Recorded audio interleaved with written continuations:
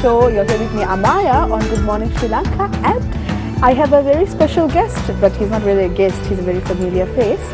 What's up? Hi! What are you doing on this show? What happened to you? I decided to make it for the next segment. Yes, I couldn't leave Amaya alone. You missed a very interesting segment, something that you would really love. Do you know? And quizzing. Yeah, I mean, just before we started the show, she started asking me questions like, what color is a black box? I mean, everybody knows it's orange, right? Sure, everybody knew it was orange. No, Sam, no. Okay, to be fair, I got that one wrong. I actually said green because that was the first color that came to my head. But I did know where it was located in the plane. Yeah, okay, fine. So I'll concede that to him. Anyway, we're going from quizzing to something else, and we have a very interesting personality with us in the studio this morning. She went from being a stage actress right after she left school, and she's been a teacher of languages as well. I'm told that she's quite proficient in 5 languages. That's, I think 3 or 4 more than I can do. And right now she's also involved in pranic healing as well as homeopathy. So someone with a myriad of talents, and she's here with us on the show this morning, Manuka Vijay Singh. Good morning. Good morning. It's really great to have you on the show this morning, Manuka. Thank you for inviting me. I saw a piece that you've written, and you describe yourself as a crack of dawn writer. What is a crack of dawn writer? Crack of dawn? Even before that. Even before that. Oh, Yes.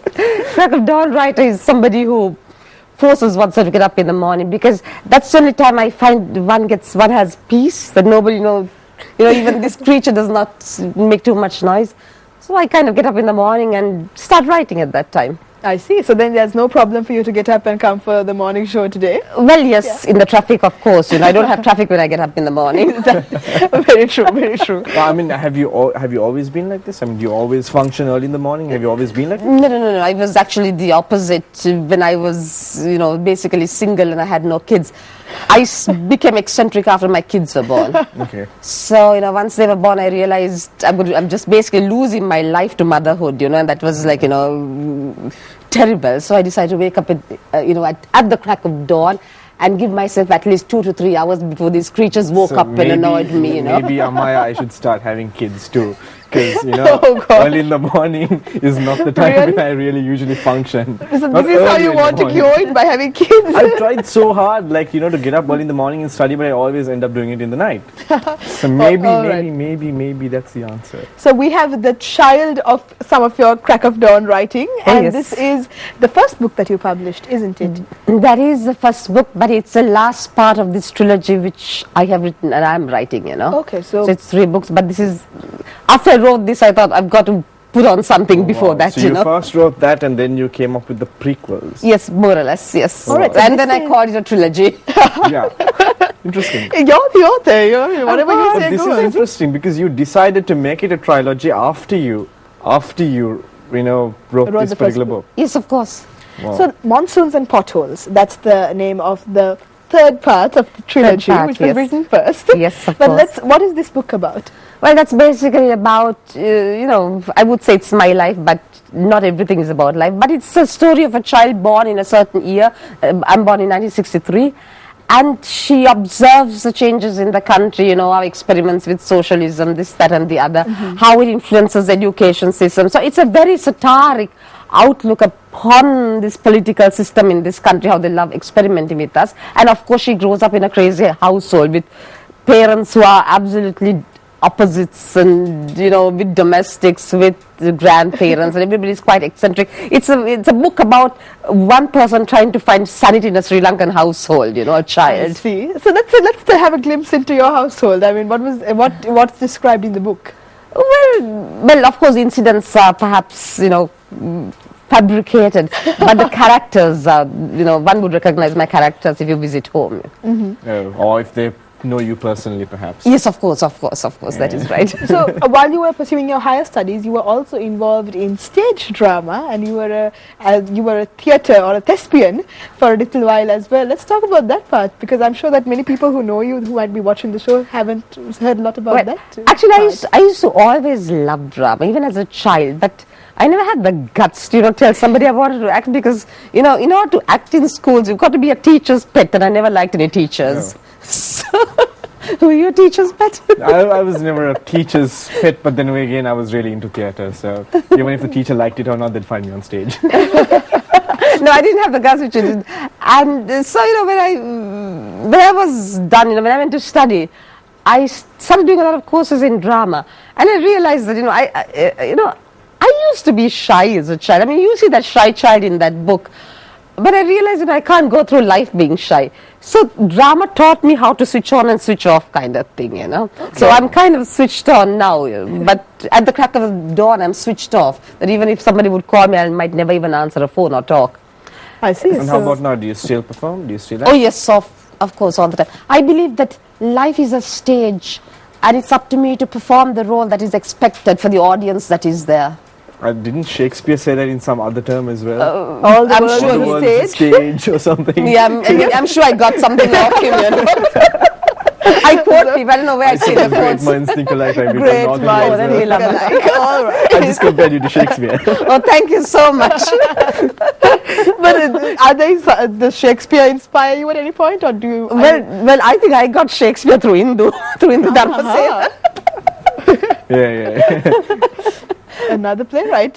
Another playwright, of course, yes. And so you acted in some of Indu's plays. I'm sure that those were some great experiences. Oh, yes. I mean, Indu and I are also the best of friends. So, it was always a case of going from one play to the other. And my life was in the line event, in those years. And of course, those days they had a nice club upstairs as well. And Oh, I've never heard of this. oh, this is before your time, I think. All right, we've Done it. Okay, Amaya, we've got 2 books there, right? Yes. With you, you've got Monsoons and Potholes, and you've Yes. got the Theravada Man. Theravada Man. Theravada Man, is that right? Yes, it is. Okay. Yes. Tell us about this one. That one is a kind of book which is very, very slow, and you've got to be a philosopher to like the book, because Okay. most people who have read Monsoons, who read Theravada Man, I think they kind of fall asleep, Okay. But there are, I know people who are true lovers of philosophy and things like that who love the book. So it's basically, I have 3 main characters in this book. A typical, I would say, Sinhala Buddhist, pious Theravada personality, a school teacher. Then I have somebody who is, somebody who represents a greater Dharma. When I say greater Dharma is that we were brought up in this country saying, talking about the Buddha Dharma. So beyond Buddha, there was no other thing called Dharma.